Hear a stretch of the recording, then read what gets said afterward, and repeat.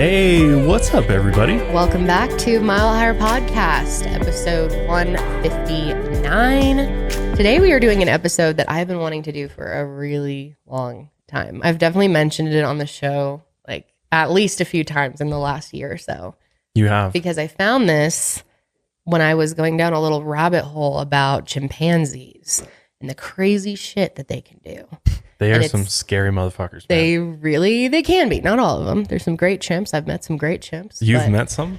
Actually, no, I've never really met any chimps. But I've seen them on like National Geographic. I've seen some nice chimps. Well, yeah, in the wild, they're like fine. But when it comes to human interaction, that's when things get a little dicey. It can for sure. And they can fuck you up. Like, yeah, I mean, it's really unbelievable the strength that they can have. And yeah, they're stronger than an adult male. Like, and they have their teeth are razor sharp. I mean, they've got huge fangs. It's, they have all the features of a human being, but they're killing machines if they want to be. So it's a little different of a episode for us, of a topic, I guess, because we normally do crime, but I really think this is almost crime. This is kind of true crime. There was a crime committed here by an animal.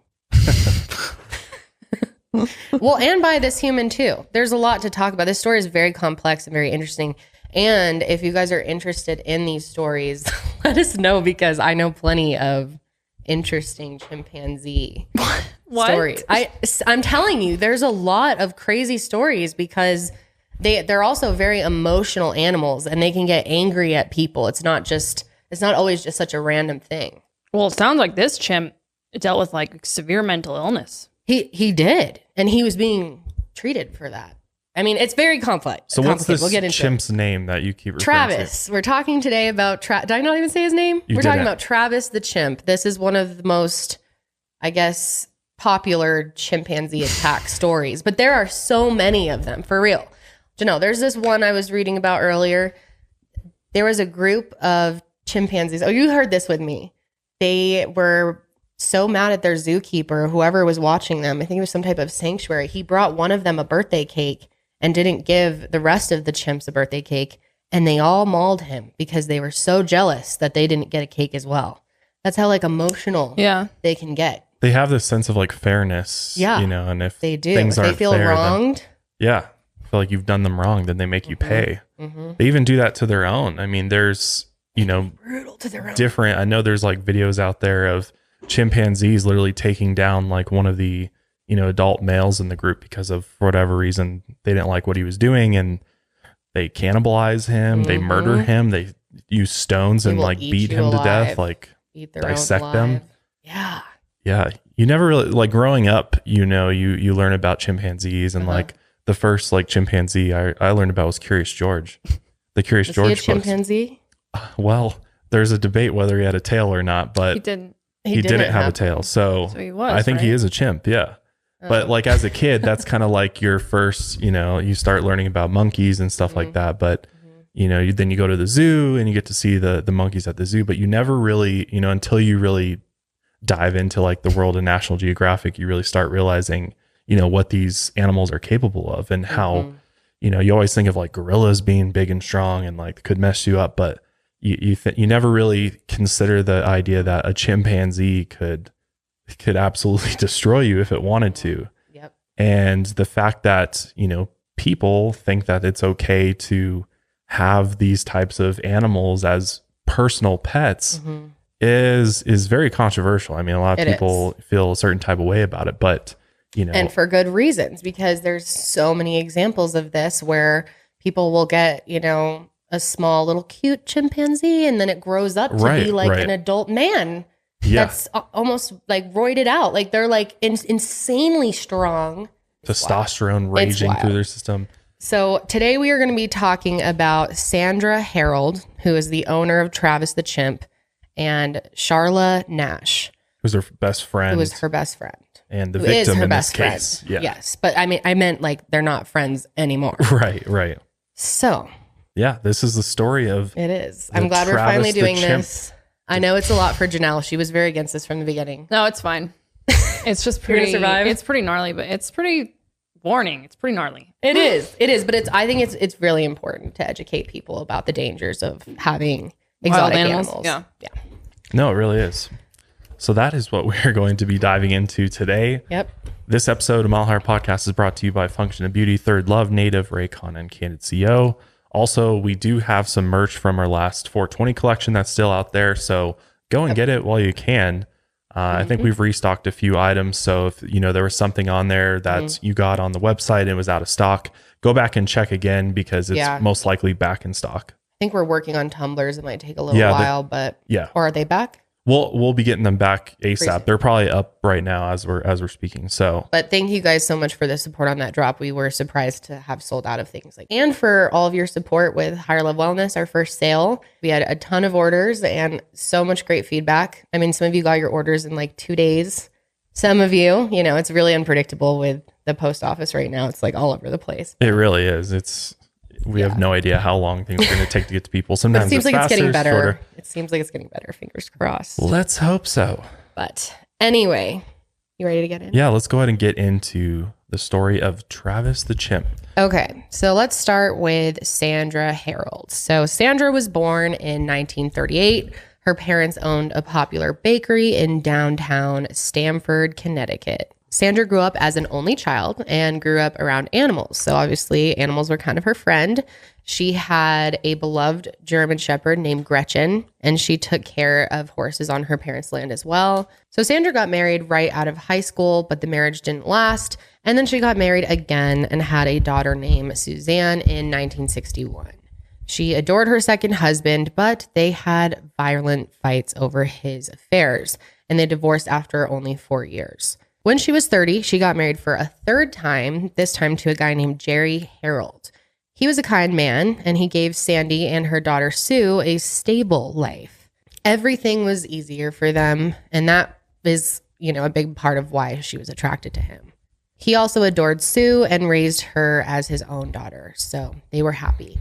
They moved in with Sandy's parents on Rock Ribbon Road in Stamford, and they started several businesses together, and one of them really took off. They ran this towing service and an auto repair shop, and it was so successful that they actually became millionaires doing this. Wow, that's pretty intense, impressive, right? For auto stuff, it's hard to do. Eventually, they started getting into horse competitions. They started taking them to barrel racing events at local rodeos, and Sandy did races, and they became pretty good at it. When they were at Loretta Lynn's traveling rodeo, she met an 18-year-old woman named Sharla Nash. Now, Sharla was born in 1953. She had 2 brothers and was a rodeo cowgirl her whole life. Sharla also always had a deep affection for animals, especially horses. When she was 17, she left home and started following rodeos all around the country. Now, when she met Sandy, they had an instant connection, and eventually they developed a really close bond and became lifelong friends. So one day, the two of them were at one of these rodeos, and they watched this event where a chimpanzee was dressed as a cowboy and was riding a horse around the ring. Like, how degrading and ridiculous. But anyway, Sharla and Sandy ended up meeting this chimp after the show, and he took gummy bears from Sandy's hand, and she was very charmed by him. So at the next show, this chimp spotted Sandy in the crowd, and so he jumped off the horse and ran all the way over to her and jumped in her arms. So clearly he had some type of connection to her. A liking really to her. Liked her. Yeah. Or maybe he just, liked the more gummy bears. Yeah, exactly. That's probably what it was. Yeah. So soon, Sue started barrel racing events alongside her mom, and she took a job at the family business. They were a very close-knit group of people and loved spending every day together. Eventually, Sue started dating an employee at the tow shop, and the two of them fell in love. They got married, and they moved away. And around the same time, Sandy's parents both died. So she kind of felt like she was losing everything at once and started to feel really lonely and bitter and wasn't really sure what the next chapter of her life was going to look like. So that was what was going on with Sandy around this time. Let's talk a little bit about Travis the Chimp. So Travis the Chimpanzee was born on October 21st, 1995. And he was owned by Connie Casey, who is a breeder of chimps located in Festus, Missouri, which is a rural area outside of St. Louis. His father, Coco, was actually captured from the jungles of Africa, and Casey paid $12,000 for him. His mother was a retired chimp from a zoo named Susie. And shortly after his birth, Connie called Sandy and told her, "Your baby has arrived, and it's a boy." Before Sandy got there, Connie tranquilized Susie and took the baby chimp from her cage, which that's, absolutely sick. That's not going to be good for poor Susie, getting her baby stolen from her. So Sandy flew to the Lambert St. Louis International Airport and then drove to the breeders to pick up her new son. And soon after, she named him Travis Tritt after her favorite singer. But when Sandy held her tiny newborn chimp in her arms, it made her so happy that she cried. She then paid Connie $50,000 for Travis and brought him home at 3 days old. That is like a nice car. It's a lot of money. Yeah, $50,000. I mean, I guess it makes sense if they were millionaires. So that was nothing to them probably. That's true. Yeah. To go and buy a chimpanzee. So just to give you a little background on chimps, because I think it's important in this story to really understand chimpanzees and, kind of some background info on them. So chimpanzees are the closest living relatives of human beings. They actually share up to 98% of our DNA. 98%. Yeah, that's crazy. There's like just 2% difference between us and them. A lot of people don't realize that, just how much. Yeah. It's a high number. It is. And like we just mentioned, they're not monkeys. They're one of 4 species of great apes, which they are gorillas, bonobos, orangutans, and chimpanzees. Chimps are also an endangered species that's nearing extinction. So, according to the World Wildlife Fund, there are only about 172,000 to 300,000 left in the world, and there may be fewer than 120,000 left in the wild. Chimpanzees live in troops, which are dominated by an alpha male, and they live in forests and savannas of Central and West Africa. And these troops are close-knit family groups of up to 120 chimps. And in the wild, they live for about 30 to 35 years. But if they're well cared for in captivity, such as in a sanctuary, they can live for 50 or 60 years. Adults are usually about 3 to 4 feet tall and 60 to 150 pounds or more. And chimps in the wild stay with their mother and nurse until they're about 5 years old. So this poor chimp was taken from his mother 3 days old. And they're meant to live for 5 years with their mother. So that obviously has to do something mentally to the chimp. Oh, absolutely. It just would be impossible to not affect them. Yeah. I mean, in the wild, it would be. And in the wild, they keep traveling with their mother until they're young adults around 13. That's how long they're like together with their mother for. It's got to affect you the same, affect a chimp the same way it would affect a human to be taken from their mother that early. That's got to have trauma. Oh, I'm sure it has something to do with their psychology. If you don't have a motherly figure, Right, right. And most chimps sold as pets are taken from their mother when they're just a few days old, like Travis. But by the time chimps are 5 years old, they're usually too strong for a human to handle and can't stay living in a private residence. Right. But those that are raised with humans can't go to a zoo either because they weren't taught how to socialize with other chimps. And imagine, bringing a human-raised chimp to even a sanctuary of wild chimps to some extent. Probably is not going to be good for that chimp. It's going to be cast out from the troop. So even though chimps seem to share so much of the human experience and human emotions, they do have their own distinct verbal and nonverbal language to express their emotions and lived experiences with each other. They can learn and borrow from human communication, but what they actually feel and perceive about the world around them is unique to chimpanzees. Very important to understand. So Sandy and Jerry bonded with Travis right away and treated him like he was really their son. Their baby. Yeah. Which I have we've seen remember that one show we watched forever ago about the couple and they had all the baby chimps and they were like their kids. They never had kids and they did. I don't know if those were chimpanzees though. Yeah. I think they were smaller. Probably some type of monkey. Some type of primate, but. There's a lot of people out there that own monkeys. Yeah. And I certainly don't want to shame every single person who has one. Because, a lot of monkeys stay small, too. They're never going to get to a point where they're probably capable of killing you. But I think a lot of people that end up buying exotic pets in general, like this, I know happens with the micro pigs all the time, is people buy, which I believe doesn't even exist. A micro pig isn't even an actual thing. They just tell people that. And that's how people get in over their heads.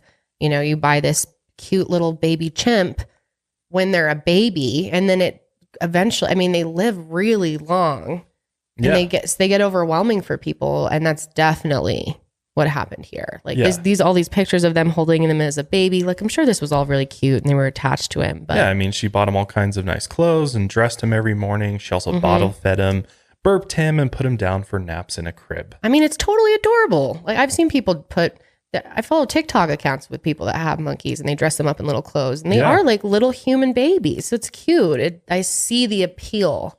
Right. For why I used to always tell my parents, I'm going to own a chimpanzee one day. I want a chimpanzee one day.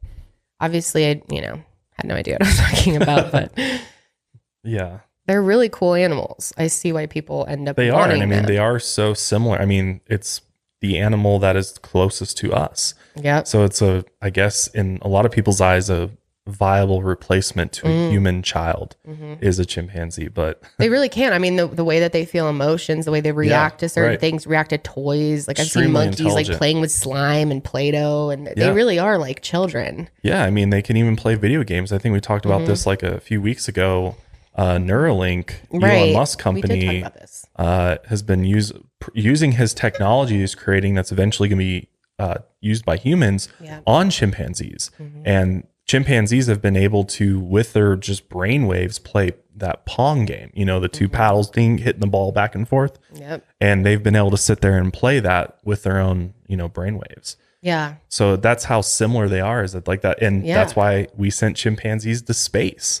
I mean, the chimp was like one of the first. It's like the closest way to see how it could be for us. Yeah. Right. I mean, because they are so similar. Totally. They really are. And the way definitely the way that they feel and express emotion, you can tell even in their facial expressions. Like, they'll do like the one eyebrow up. Like, you can tell confusion in their face, or love in their face, or anger. Just, they're so expressive. It makes me wonder if, how much Sandy actually knew about chimpanzees before she got Travis. Like, did she actually research what a full-grown male chimpanzee is like or capable of? How much information was there even though when she was like, first adopting him?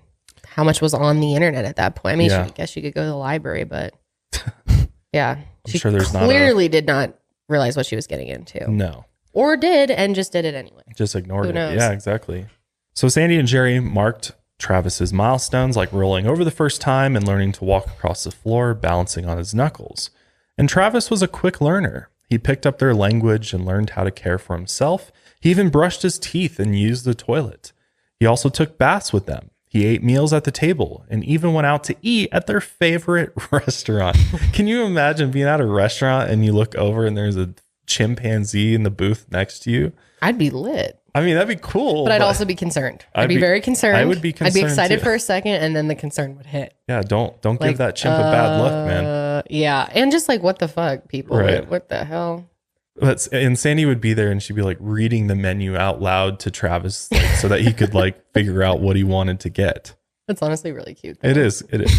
And at home, Travis got his own drinks and snacks, and he even microwaved steam in a bag vegetables. So he knew how to use a microwave. Damn. That's pretty impressive. He could have probably just like lived alone in there without them. Yeah. What if he got to the point one day he was like, let me just eat these people and then just take over their house.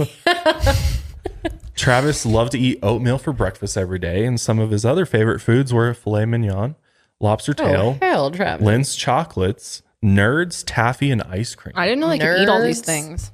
I feel like that's I'm sure it's not good for them. But yeah, remember we watched that documentary I was talking about a long time ago, that monkey was like obsessed with cake and like ate cake all the time, and they were like constantly giving it cake. Yeah. That can't be good. No, it's gonna fatten them up. That's what it's gonna do. Yeah.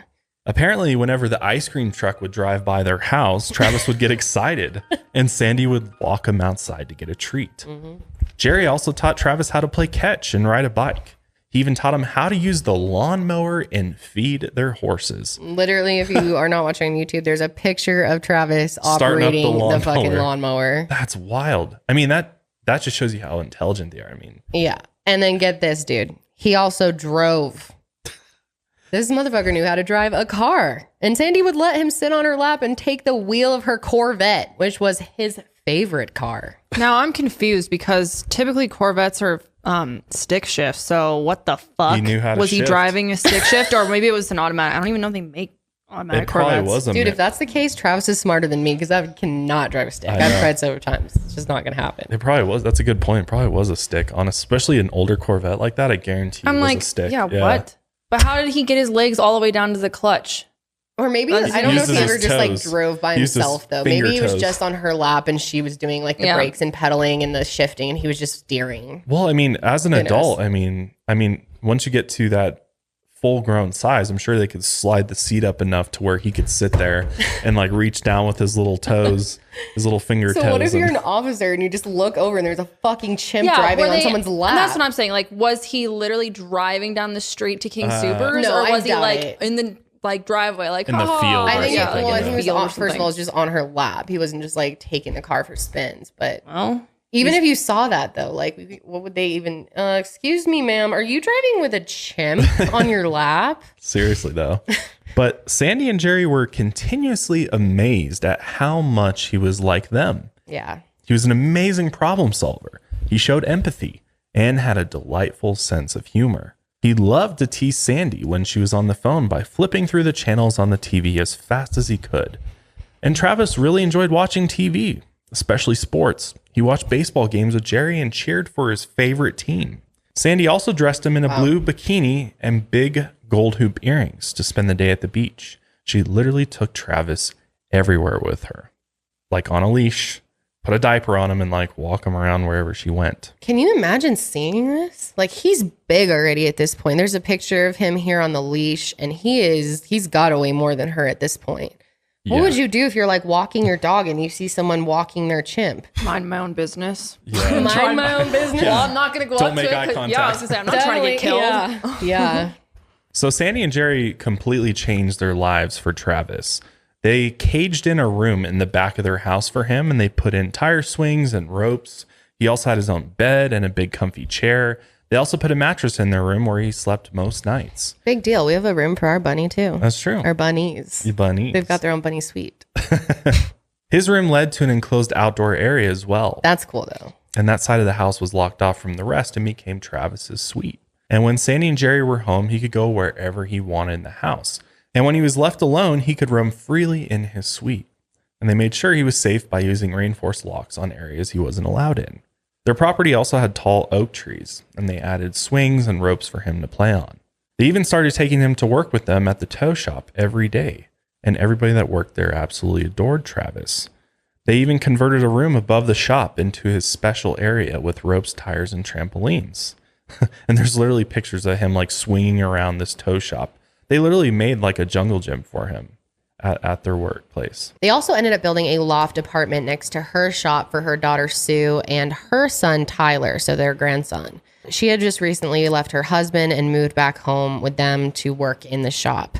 So Travis loved playing with her son Tyler, and for a while they were almost like peers. As Travis grew up, he became very protective of Tyler. And we will get more into Sandy's friend Sharla when we get back from our ad break. This summer, I'm hoping to take a bunch of trips, whether it's to the mountains, to the beach. One thing that I'm absolutely going to bring with me is my Raycon wireless earbuds. And when I'm not traveling, I use my wireless Raycon earbuds at the gym pretty much every single week. And they really make my whole experience at the gym so much better, whether I'm listening to music or watching a YouTube video or even listening to a podcast. They really make all the difference.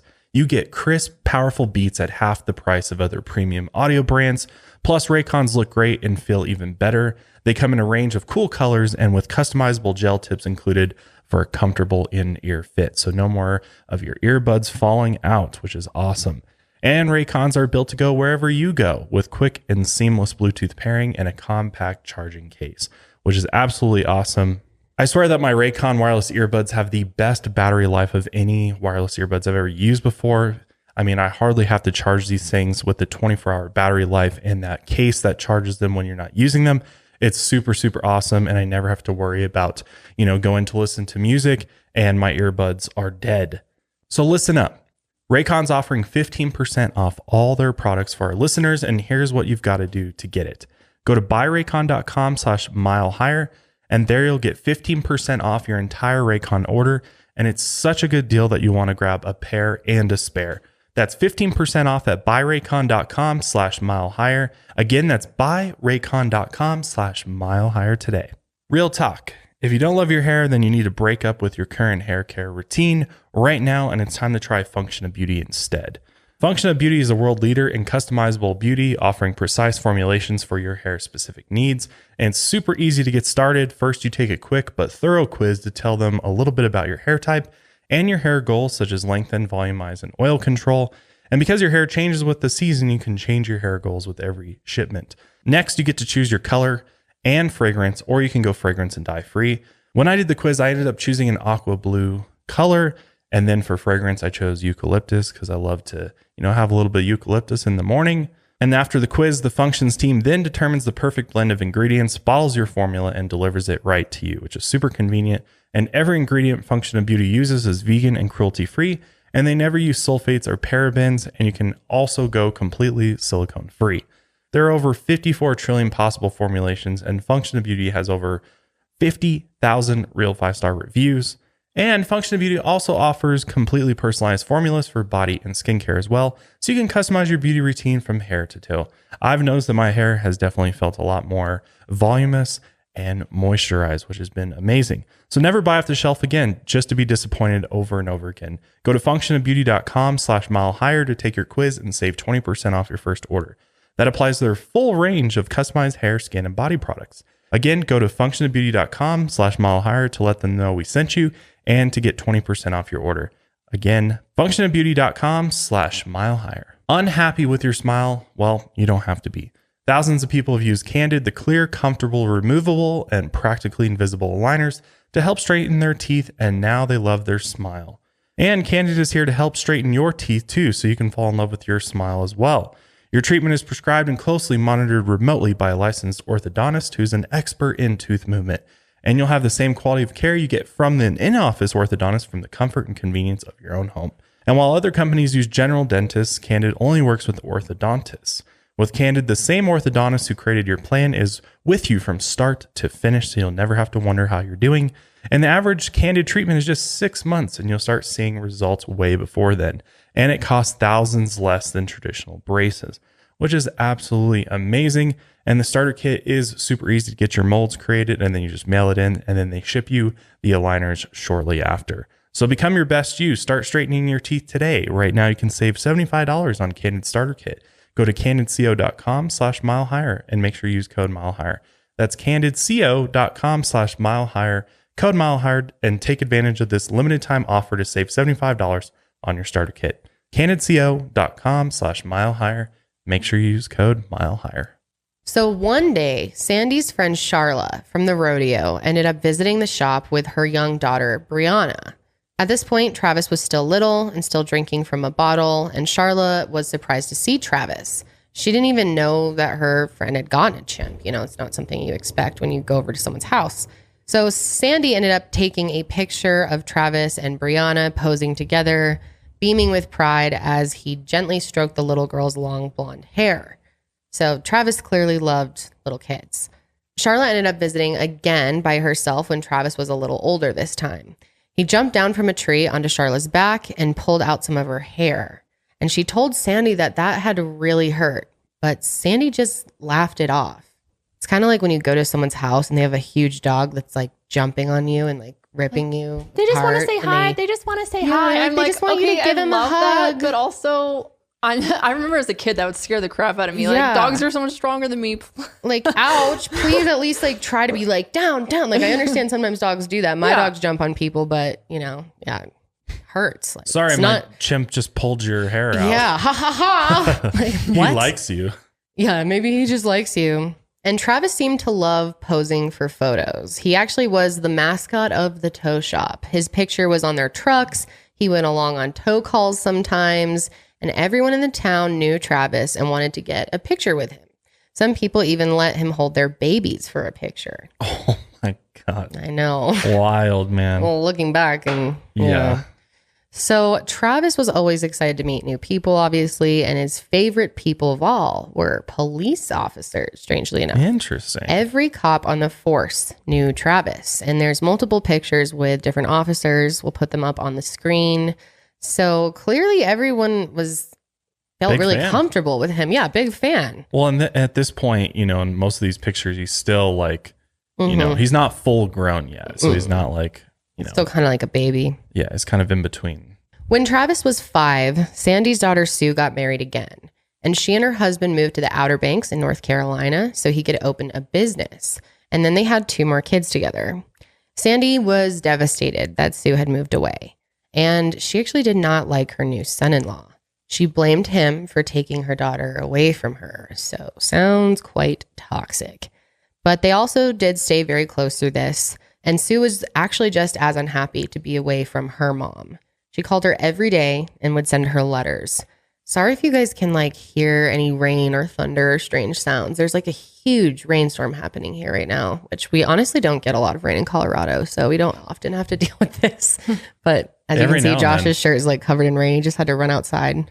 Yeah, every now and then we get severe thunderstorms. And today's just happens to be one of those days. Yep. But anyways, Sandy would read these letters out loud to Jerry and then preserve them in plastic. She would send money and gifts to Sue and her grandkids all the time. Sue drove back and forth from North Carolina to Connecticut to visit her mom often. And in September 2000, she was on her way back to North Carolina with her infant daughter. Earlier that day, she had some back pain and ended up taking a Percocet.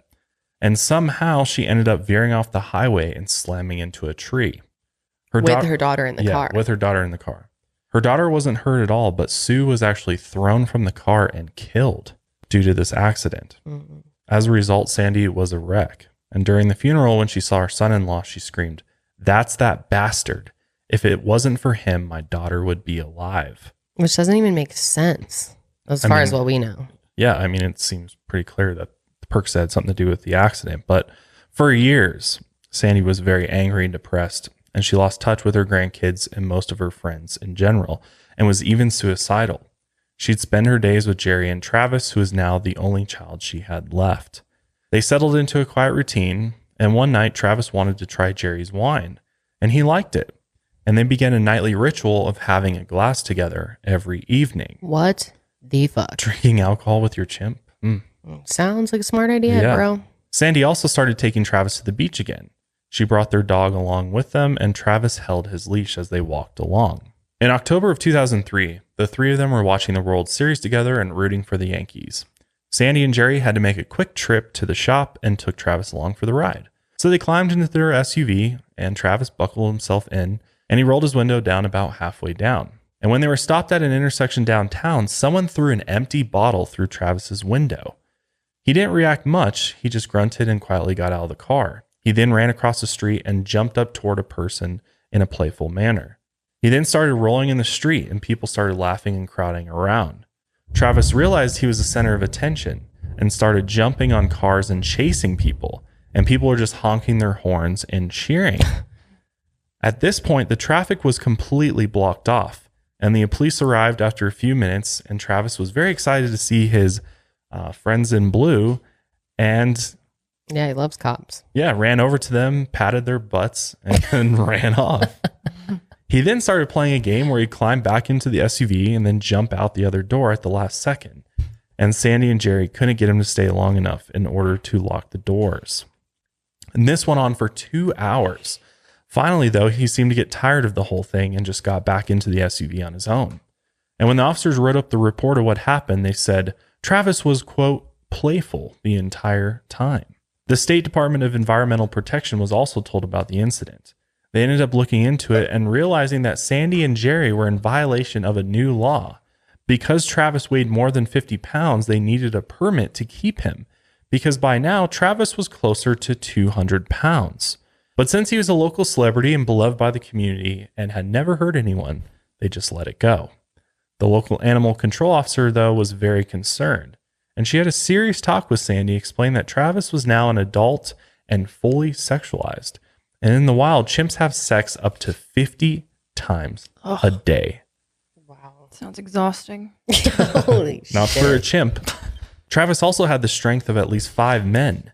Adult chimps are unpredictable and violent, and they live for 50 or 60 years, and there was no way that Sandy and Jerry could keep him forever. They had to send him to a sanctuary. Sandy listened, but she wasn't really worried. She knew Travis wasn't violent, and he had never done anything to make her think he'd hurt someone. But they decided to stop taking him out in public, and instead they started spending a lot of time at home as a family. However, there was something Sandy was keeping to herself. A few years before the incident downtown, she got a call from Connie Casey, the breeder who sold her Travis. Connie told her that Travis's parents, Coco and Susie, had escaped with another chimp. They had gotten out of their cage and left the ranch. A man named Jason Coates, who was 17 years old, lived nearby, and he had happened to be pulling into his driveway with friends when the 3 chimps surrounded them and forced them back into the car. The chimps then rocked it back and forth and bared their teeth at them. Connie ended up rushing over and shot Susie with a tranquilizer to subdue her, and Jason had to run into his house to get a shotgun. Susie was sitting on the curb, dazed and picking at the grass, and Connie begged Jason not to shoot, but he ended up firing 3 rounds at Susie, and Susie died a few hours later. It's so fucked up because I feel like these animals, they're really not supposed to be here. This is why they shouldn't be. Right. It's unfair to them at the end of the day. Well, and they clearly escaped probably for a reason too. They didn't want to be captive anymore. Yeah. The neighbor said that the chimps were never violent, and Jason was actually found guilty of animal abuse and property damage. He actually spent 1 month in jail. But he never changed his story and insisted that the chimps were violent and dangerous. By early spring 2005, Jerry was having some health problems. In March, he felt bad enough at work to ask one of the employees to take him to the hospital.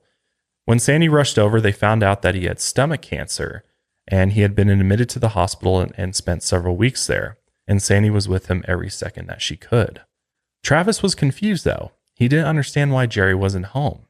Sandy tried to let him hear Jerry's voice on the phone, but it only made things worse. Well, it's just like a dog, in a way. Yeah. That dogs do sense when one of their owners isn't home. Like if I was in the hospital, our dogs would totally know, like, where's mommy? They'd be stressed out and stuff. But imagine with a chimpanzee, when they understand so much more and you can't communicate with them and tell them like where they are, they're automatically going to think this person is dead or gone forever. Right, right. So Travis literally got depressed and he would sit for hours rocking back and forth. He took pictures of Jerry off the wall and would hold them close to his chest. It's honestly so cute. It just shows you how emotionally in touch they are. One day, Jerry told Sandy that if he died, she had to send Travis to a sanctuary. He told her that she couldn't handle him alone. And sure enough, Jerry ended up passing away on April 12th. His illness came on so suddenly, and Sandy barely had any time to process it. She also became depressed and withdrawn, and she stopped talking to her friends. And Travis was just as bad. Every night he waited for Jerry to come home to have a glass of wine with him. It's so sad. It's not like she can explain to him. No, like they can't speak English. And it's like you got to feel bad for Sandy too. Like as much as criticisms for Sandy, like it's very sad when you have basically Jerry and lose part Travis. Of your family. Yeah, it's like she's just down to Travis, and then now the idea that I might have to give him to a sanctuary because I can't do this she must have been so depressed. Yeah. And when Sandy would cry, Travis would console her. He brushed her hair and filed her nails while she cried. That's so sweet. Yeah. He also started sitting at the window late at night making happy noises. Sandy actually consulted with a psychic who told her Jerry was visiting Travis. And Jerry talked to Travis and then would kiss Sandy goodnight. Sandy set up a trust fund for Travis in case anything happened to her. A year after Jerry died, she wrote a letter to a chimpanzee sanctuary in Florida. She said she was coming down for a member event and wanted to meet in order to talk about Travis, and she hoped that they could take him. She signed the letter, Sandy, Jerry, and Travis, and she also wrote a check for $250 and signed it from her and Travis, and she put them in an envelope with family pictures, addressed, sealed, and stamped. But Sandy never went to Florida and actually never mailed that letter. It's like in her gut, she knew it was wrong for her to keep him, but she just couldn't do it. Couldn't let He's go. like I mean, all she has. She's lost her daughter. I mean, yeah. Now her husband. He's the only person, the only being she has left. Yeah, makes sense. Meanwhile, Sharla moved to Stamford with her daughter Brianna in 2009.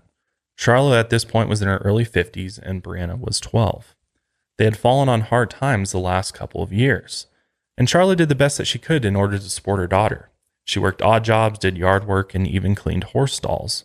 But they had actually spent over a year living in a homeless shelter. And that's when Sandy had an idea. The loft apartment next to the shop was empty, so she offered it to Sharla and Brianna rent-free. Sharla started working in the shop and helping Sandy out around the house. She did bookkeeping and handled dispatch at the tow shop, and she even took care of Sandy's property for her. She also watched Travis a few times, but he was so big now, she was afraid of him and didn't want to be left alone with him. Sandy still had trouble coping with everything that had happened to her. She had developed a compulsive shopping problem and spent hundreds of thousands at discount clothing stores like TJ Maxx.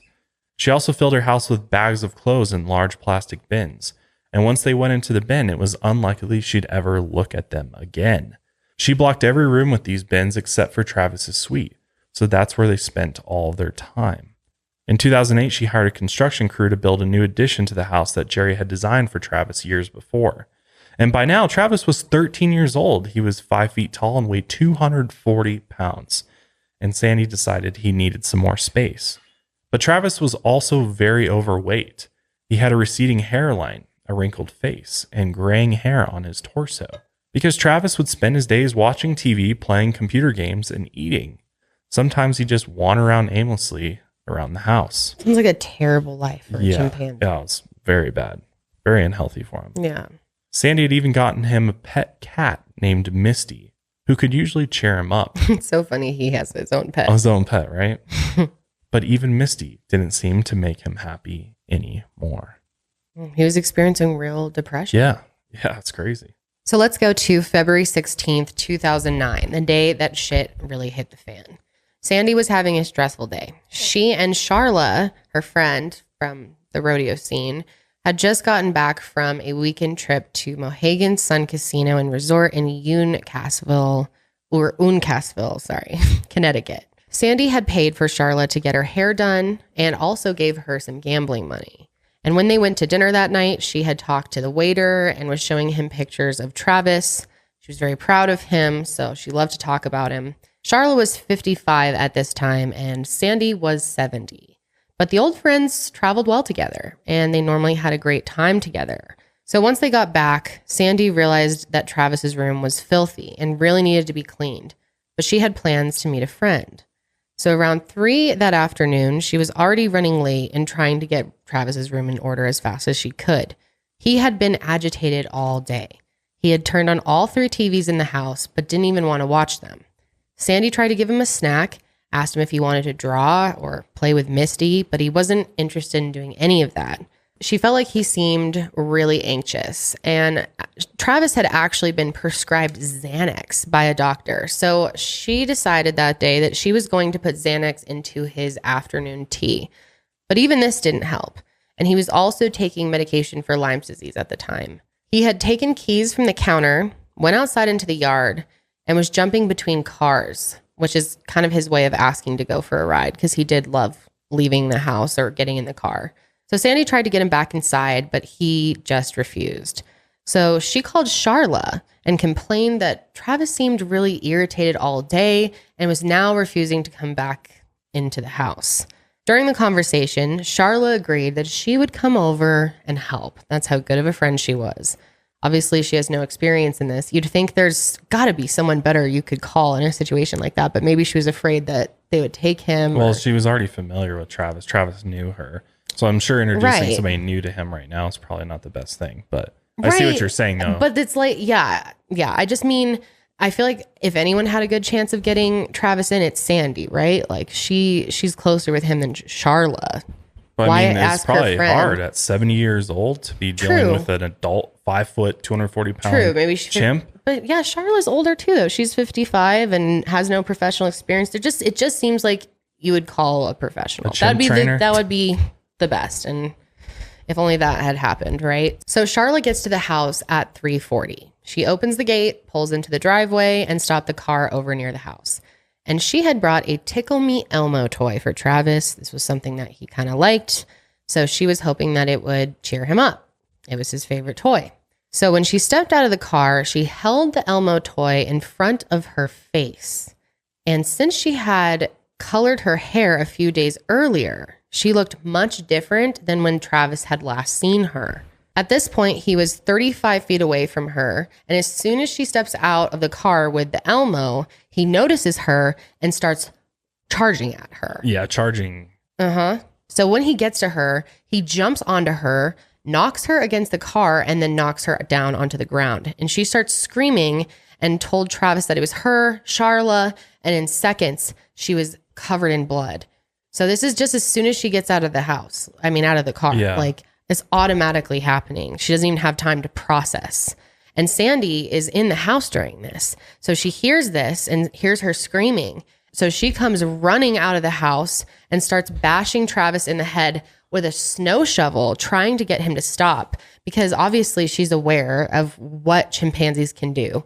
Like, I'd hope that over time she'd heard stories of these attacks that happen on humans. And so it was scaring her too. She was screaming. Travis was screaming. I mean, making horrible screeching noises. It was just complete chaos. And he would not stop attacking Sharla. And this is really just so disturbing. But he was ripping her skin off, literally ripping pieces of her skin off and then eating her flesh. And this was all happening while Sandy is watching this. Like, he went into, I mean, just a complete daze attack mode and could not be stopped. And eventually he started like eating her eyelids. That was the one thing that really stuck out to me, is that's what they do. Go for your face. Your face, your hands, your ears, like, you know, smaller parts of your body. Well, they go for like what makes you human, you know, what makes what looks most of them like another chimp would be, you know, the fingers, the face, the nose, and they rip all that off. So, and keep in mind, this chimp has the strength of, I mean, he is so 5 strong. Adult males. Yes. Yeah. And then Sandy is 70 years old. Charlotte's 55. Yeah, they have no chance against him. And so Sandy runs back into the house and grabs a butcher knife, just screaming the whole time. And she had to go out there. And I can't imagine how hard this would have been for her. But in that moment, you know, you want to save your friend. You have to do this. She started stabbing him in the back. She only did it 3 times because he barely even noticed. Like, that's how amped up he was. And he was also drugged. So she tries to pull him off Sharla, but he's so massive that it's absolutely impossible. So he stood up for a second and looked back at Sandy. He looked right at her, but didn't do anything. He knows it's Sandy, and went right back to tearing Sharla apart. And this is all because her hair color was different. Yeah, didn't recognize her. Isn't that crazy? I mean, that's what we think, at least. Obviously, we don't know for sure, but clearly, I mean, he saw her as a threat. He was like, what are you doing here?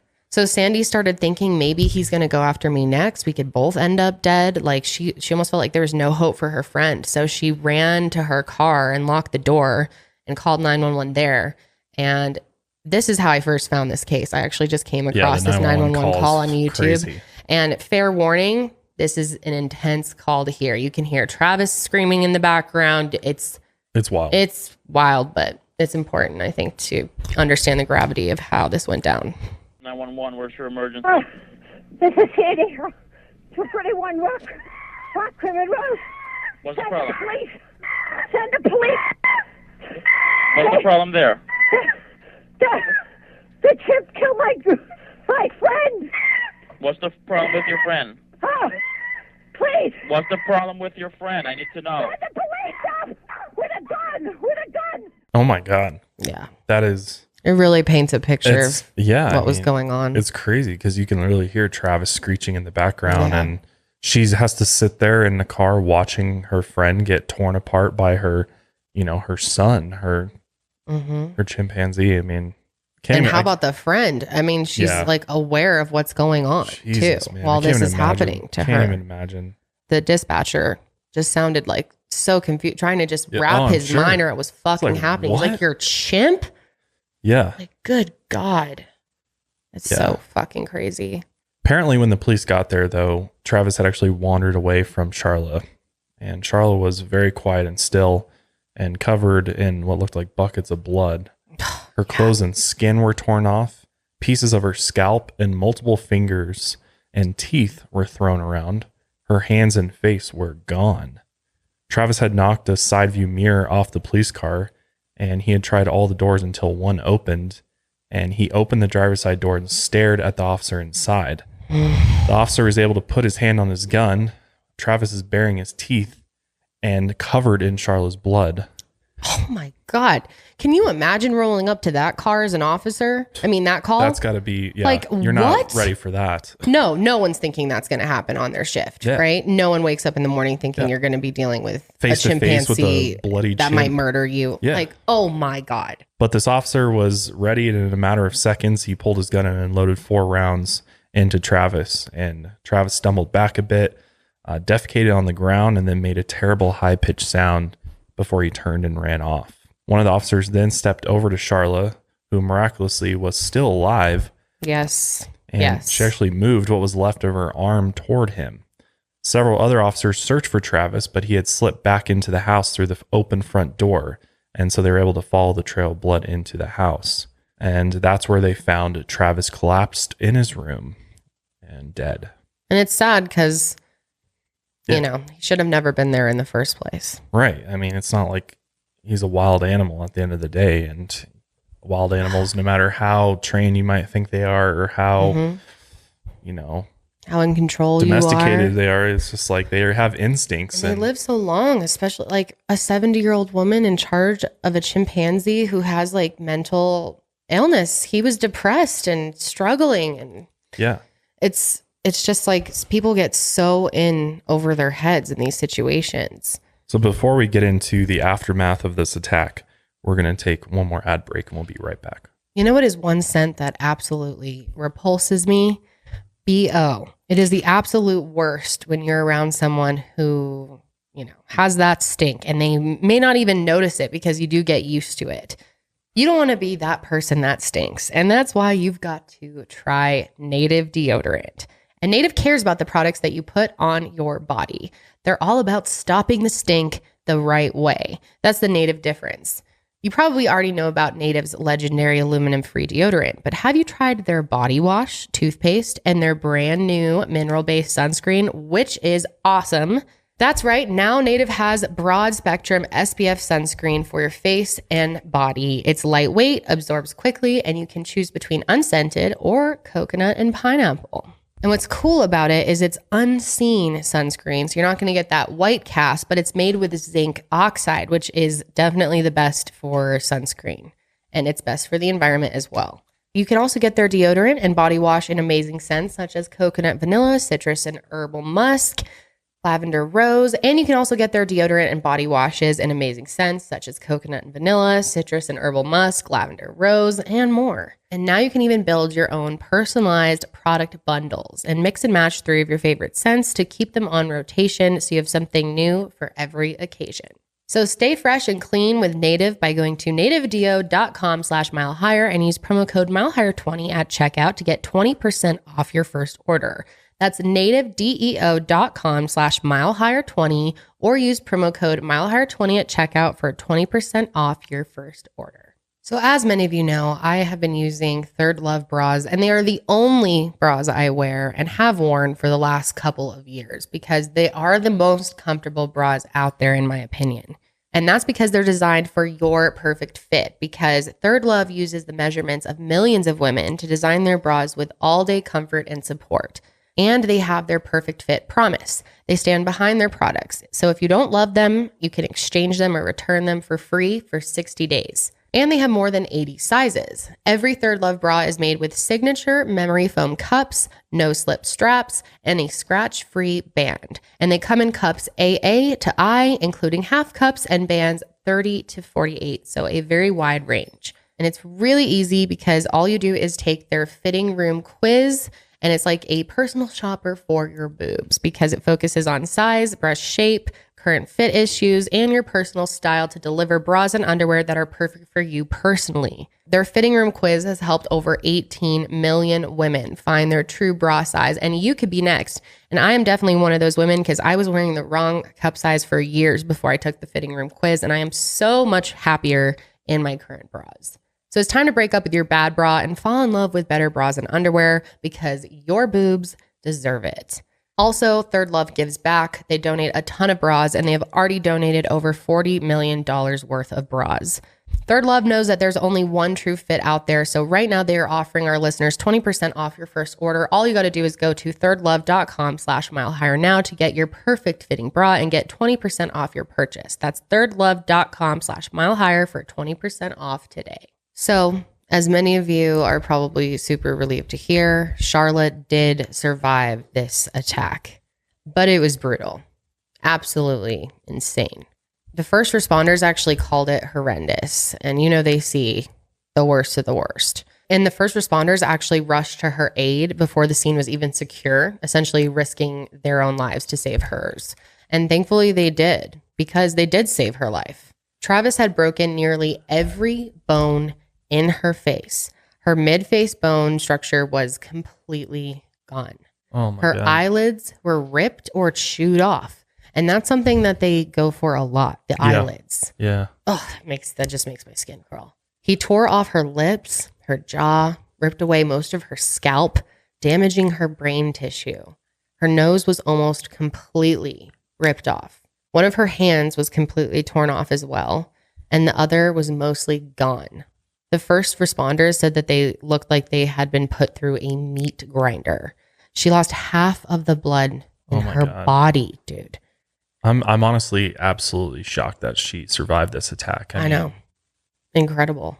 I mean, kudos to the first responders because, she could have easily bled out at that scene. And if they hadn't risked their lives, then she would have absolutely died there. I know. It's crazy how it really does depend on who responds to your accidents, because we were watching a documentary the other night. We're going to be covering this story soon.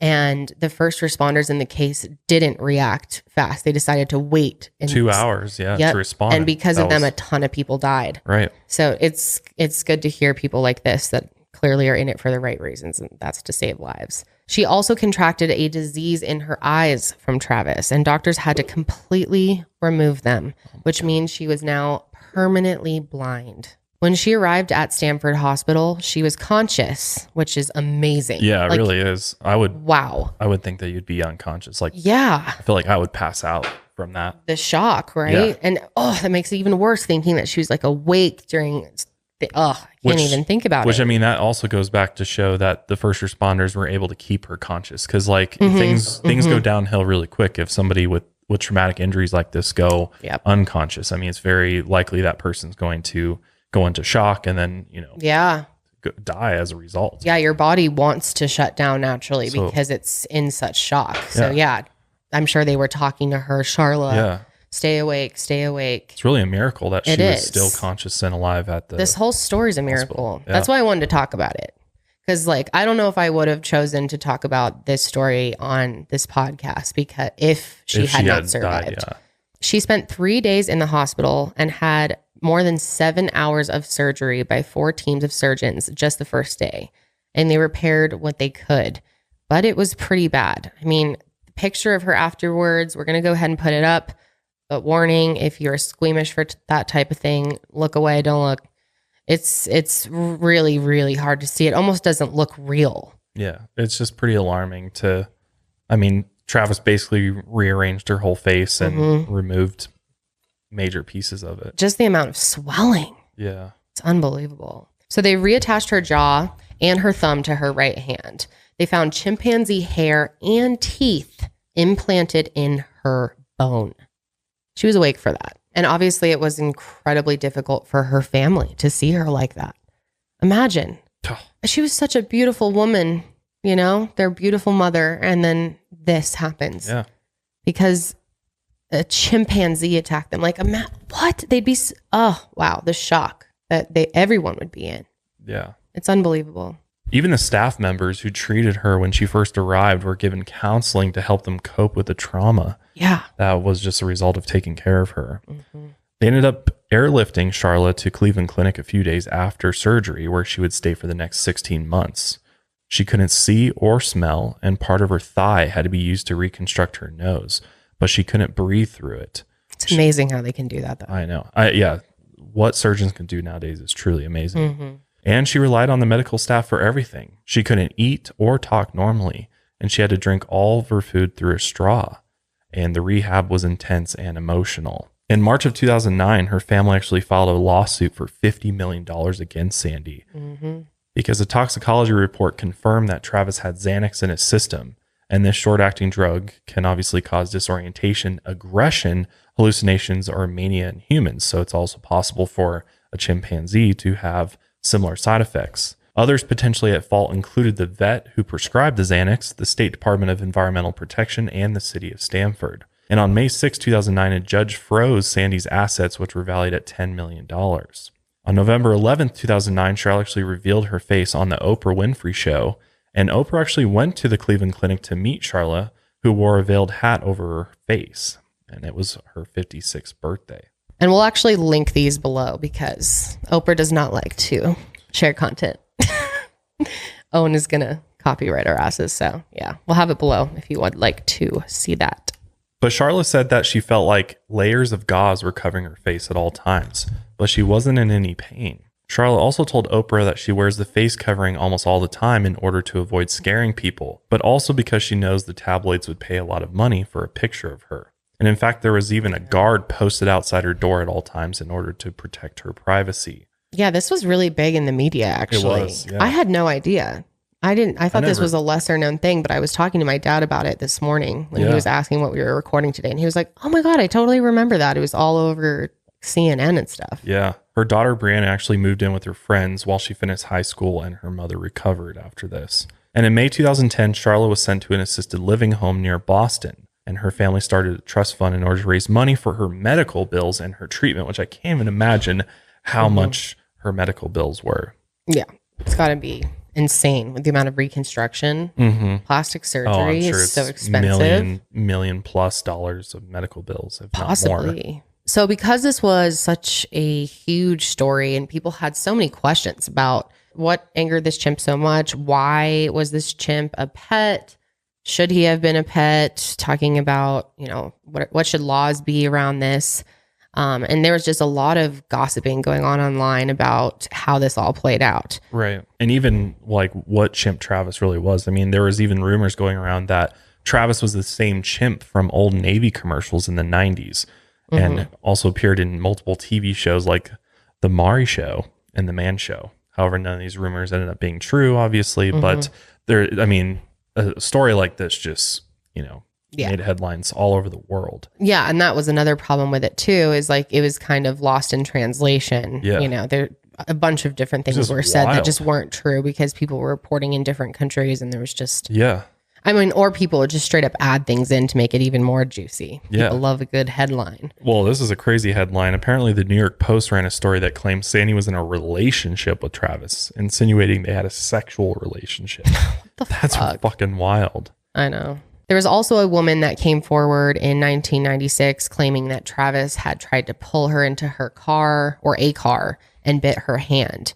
She also claimed that she reported it to the police, but there was no record of it. But I mean, plenty of times they just don't write things down. That happens all the time. So who knows? So when Sandy went to the crematorium to see Travis's body, she brought his favorite tie-dye t-shirt from home for him to be cremated with. So clearly this was still sad for her, even though she had to make that final call. She had to stab him and then, I think there is there's no option. I mean, I think either way, they'd have to put him down. And what's so terrible to think about, and I'm sure hopefully she feels some guilt from this. I'm sure she does. But especially the fact that she considered sending him to a sanctuary, even wrote a note and attached the picture and shit and just never sent it. Yeah. She could have saved Sharla. Yeah, she could. And Travis. Yeah. Yeah. And still had a relationship with him until the end of his life or her life. Got to go visit. He could have.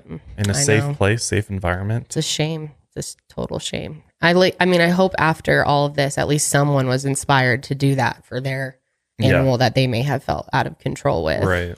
But when Sandy went to the crematorium to give him this tie-dye shirt, Travis's head had actually been removed to test for rabies.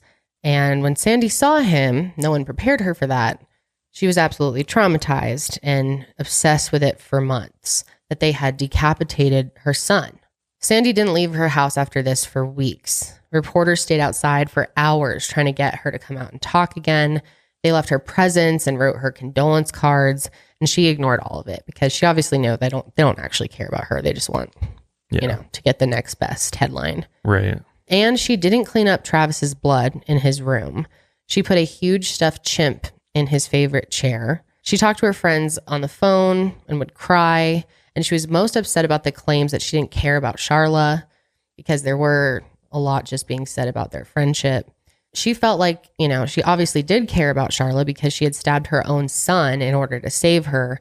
And she told the police to bring a gun and shoot him. When she started going out again, she spent most of her time in the casino or shopping. She, was trying to fill the void, clearly. She filled her house with bins of shopping bags, and she could barely get from room to room. Total hoarding situation. Yeah. Just coping. Yep. Coping with grief. Trying. Yeah. She mostly just talked on the phone about Travis. She would eventually give up on people and started feeding raccoons and deers outside of her house. She just preferred animals.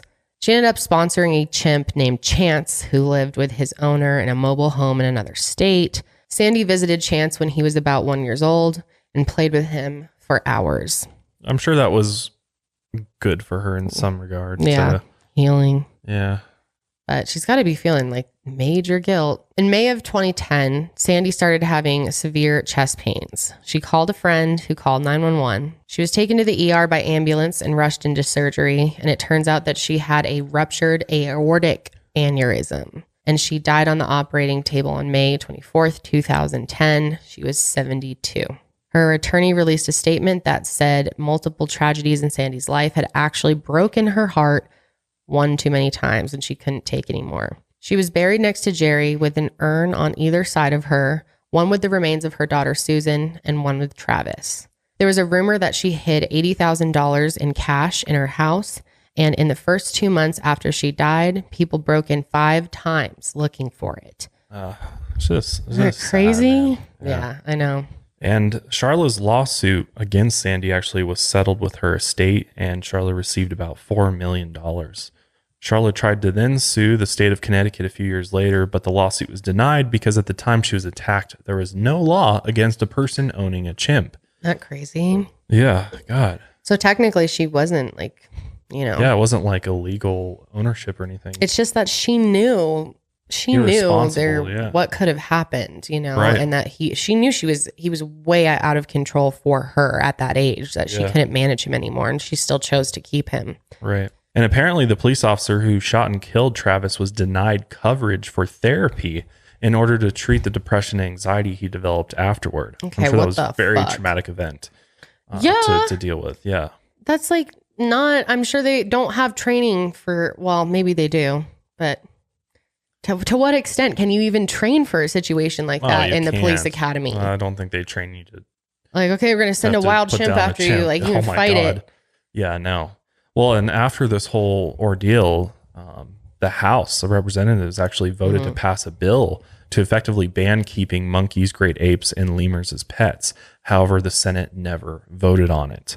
So it never went anywhere. Because you still see it. Yeah. I still see people with monkeys and stuff on TikToks all the time. And I know some of them do take really great care of them and are responsible, but it's just, there's got to be control because, people getting in way over their heads. But then in June 2011, Sharla was still in recovery and she was hopeful that she would qualify for an experimental face transplant surgery. She initially wasn't a candidate for hand transplants because she couldn't see. But if she could get the donor hands and face from the same person, she could get new hands as well. And she would be the world's first face and double hand transplant recipient. So in June 2010, Sharla arrived at Brigham and Women's Hospital, a Harvard teaching hospital and a world leader in transplantations. The team of surgeons who set out to make this dream a reality for Sharla were led by Dr. Bowden Pomahak, and the preparation took nearly a full year. In May 2011, she finally received a donor face and hands, which was a huge gift and sacrifice from the donor family. It's very meaningful. Yeah. The exact date of her surgery was never released to protect the privacy of the donor. But this transplantation surgery took 20 hours and actually went very well. The face transplant included the forehead, nasal structure, nose, lips, muscles, and nerves. God, that's incredible. Right? And I can't even wrap my mind around that. The fact that they can transplant faces, I mean, pretty much everything now is just wild. And this was only the hospital's third full face transplant, and all of them were done by Dr. Bowden and his team. Here's a little clip of the surgeon speaking about this surgery. Today our focus is on Sharla Nash. And while I know you're all aware of the horrific ordeal that has led to Sharla's needing our care, I'm not sure you're aware of the person Sharla is. To us, she's not a woman who was mauled by the chimpanzee. To us, Sharla is a courageous, strong person who inspired the team to do everything possible, using our collective expertise to restore her quality of life. Unfortunately, after the surgery, though, Sharla developed pneumonia and got really sick. And an infection caused poor circulation, and she unfortunately lost her new hands. It's so sad. And with her new face, Sharla was able to smell again. She could eat and talk normally and kiss her loved ones. And she was no longer burdened by how people treated her disfigurement. I mean, it's night and day from where she was before to after the transplant. She honestly looks really good. It's very impressive considering how bad it was. Oh, yeah. And if you're just listening, definitely just Google a picture of her face. You'll be really impressed. The before and after is really amazing. Her eyes look good. Sadly, though, Sharla suffered some brain damage from the attack. And she lived in a care home for a while and did facial exercises, speech therapy, and physical therapy every day. Mm-hmm. And she ended up telling her story in Washington in support of the Captive Primates Safety Act. Here's a clip of Sharla talking about her experience in Washington. I am Sharla Nash. I'm here today to make sure that what happened to me never happens to anyone else ever again. In February 16, 2009, I was attacked and mauled by my boss's chimpanzee, Travis. He ripped off my face, my hands. They were able to salvage a thumb and sew it on sideways. And eventually she was able to live pretty independently with an aide coming in to help her during the day on weekdays, but she's by herself on weekends and even leaves the house on her own. Here's another clip of an interview to show her progress after her body started to reject her transplant in 2016. Well, this one biopsy said a slight rejection. The success, it learned so much from all my testing. And Sharla has even more ambitious goals that she's working towards now. She wants to be able to ride horses again, maybe with the help of robotic arms, which technology is moving really quickly in that area. Surprised. I mean, prosthetics have gotten so good. Incredible. That they virtually, almost better than anything biological you can get, and you don't have to really worry about your body rejecting a biological transplant. So, but she really does hope that one day she'll get a shot at another hand transplant. And I could see why you would want, for a hand. Sure. I mean, to lose touch in your hand would be really hard. So I get why you'd want to have that sensation again, for sure. Okay. So let's talk a little bit more about exotic pets, which I know is going to be very controversial in this comment section. So exotic animals are defined as those who are not domesticated, but domestication does not mean born in captivity. It means hundreds of thousands of years of human-led selective breeding, causing gradual genetic and behavior modifications that are different from their wild ancestors.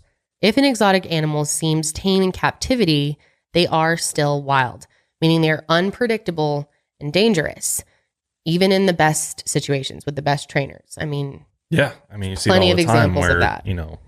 Wild animals in captivity who, have a relationship with their trainers and, end up getting killed. Yeah. Because they're wild animals at the end of the day. Right. 67% of U.S. households, or 85 million households, have at least one pet, mostly cats and dogs. But exotic animal ownership is now on the rise. The exact numbers aren't known, but it's estimated that over 15,000 primates, 10,000 to 20,000 big cats, and 13.3 million small exotic mammals. Is that considering bunnies? That's bunnies too, yeah. Yeah, because we have to see an exotic vet. Yep. That's why the number's so much higher too than like primates and big cats. Is because that's encompassing anything small. That could be ferrets. That could be but rabbits are domesticated. Our rabbits are domesticated, exotic animals, right? But they are illegal in certain parts of the world. Like a lot of our friends over in the UK can't have them. Yeah. because they're invasive.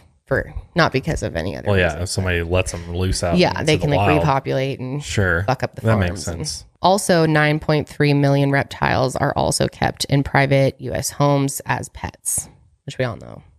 A lot of people. Oh, yeah, tons of people. Most of us have had. I mean, there's tons of YouTubers out there that have. Yeah. I mean, we used to watch one that has all kinds of exotic snakes and really venomous ones. Yeah. And obviously, some people are doing it right and setting a good example, but there is a severe lack of regulation and oversight in the exotic pet world and in the, world of selling and breeding exotic pets. And just owning them. I mean, there's really no, oversight of that at all. Yeah, and it's a huge industry. It's a $2.15 billion per year industry in the United States alone. And it's also way too easy to get an exotic pet. Even in states with laws against keeping certain species as pets, there are no national databases and very little resources are available for oversight. It's so easy, in fact, to get an exotic animal that there's literally a website called exoticanimalsforsale.net. And if you just browse this website, like the first thing that comes up is coyotes. You can buy a coyote for $700. Are you fucking kidding me? Yeah. And then there's like... Please don't go to this website, by the way, or use this.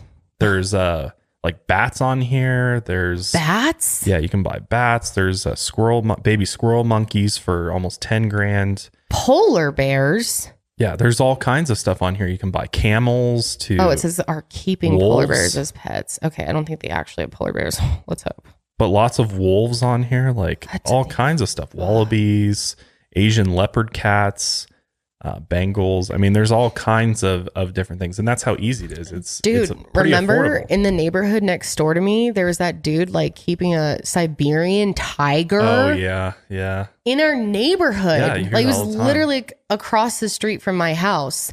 Someone drove by and saw them in the window, like just a fucking Siberian tiger looking out the window, and called 911. It's wild. Isn't that crazy? Yeah, it's wild. It's literally wild.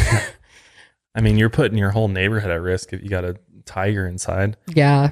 So the Animal Protection Institute tracks reported attacks or escapes of exotic pets. And they actually tracked over 120 captive large cat incidents since 1990, 75 non-human primate incidents since 1994, and nearly 200 reptile incidents since 1995. And nearly 75 incidents involving other exotics like bears, wolves, ferrets, and even a hippo. Since 1995, somebody had a hippo. That's the deadliest animal on the planet is the hippo. Really? Wild, they kill more people. Like I'm pretty sure they kill like hella people.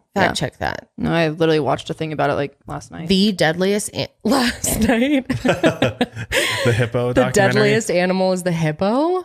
I think I've heard that before actually, because people just assume that hippos are like nice. Oh my God, I always thought hippos were nice. No, they're those. And it really is? Mm-hmm.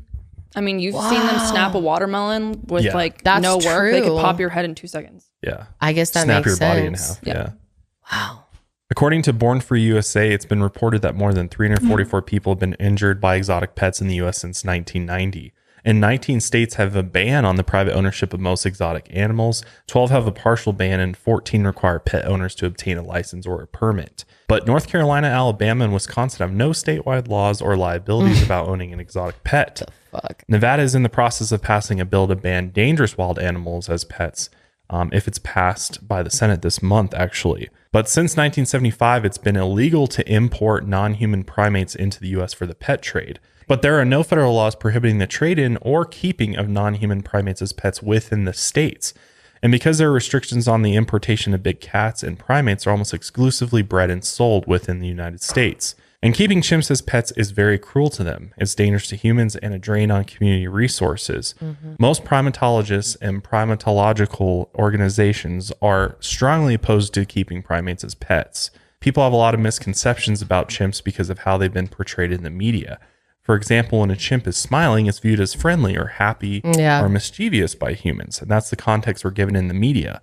But a grin is actually a fear response or a sign of stress. Chimps are obviously highly intelligent, and as they grow, they need a lot of stimulation and interaction to thrive, including socialization with their own species and outlets for their natural behaviors and instincts. Without these things, they get bored, restless, irritated, and aggressive. They become mentally disturbed and self-destructive, which is basically what we saw with Travis. And they lash out by making a mess, destroying property, scratching or biting, which would explain why Travis destroyed his room. And those kept as pets usually don't get the right diet or housing, and being removed from their mother as a baby is very traumatizing on its own. Yeah, that's a totally good point. All these things happen to Travis. Mm-hmm. And chimpanzees reach sexual maturity when they're 10 to 13 years old. And this comes with an instinct to establish a social order or hierarchy, which is often done through aggressive behaviors. Isolation from their species leads to depression, loneliness, boredom, and neurosis, and repetitive movements like pacing, circling, rocking, spinning, and clasping themselves. And they can even start biting themselves, over grooming, or pulling out their own hair. And because they still have natural instincts, their moods can go from happy and friendly to aggressive and violent in an instant.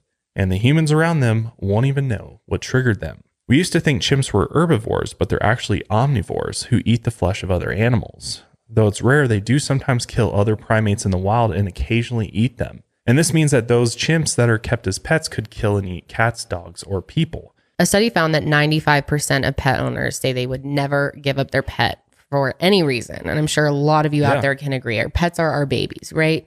So when chimps are kept as pets, a lot of people, having good intentions when they do that, and they love their pet. So even though it does become out of control for them, or they know they shouldn't have them anymore, many people will be going way beyond the breaking point of when they should give them up. Yeah. Which leads to them escaping, attacking other humans, attacking other animals, and even killing their owner or killing themselves, getting into some type of trouble. Most chimps and other large exotic mammals end up being killed once they escape, even if they never show signs of aggression, because it's hard to wrangle them back. Yeah.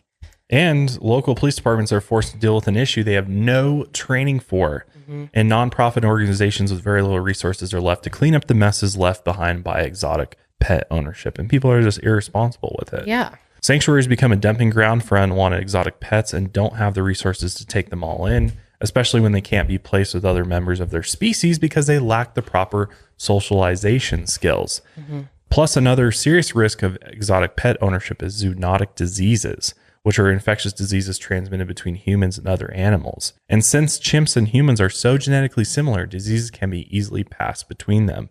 Primates can transmit many viruses to humans, including yellow fever, Ebola, herpes B, SIVs, which is the primate form of HIV, viral hepatitis, and pox viruses. And most emerging infectious diseases are zoonotic. In fact, COVID-19 has been tentatively classified as a zoonotic disease.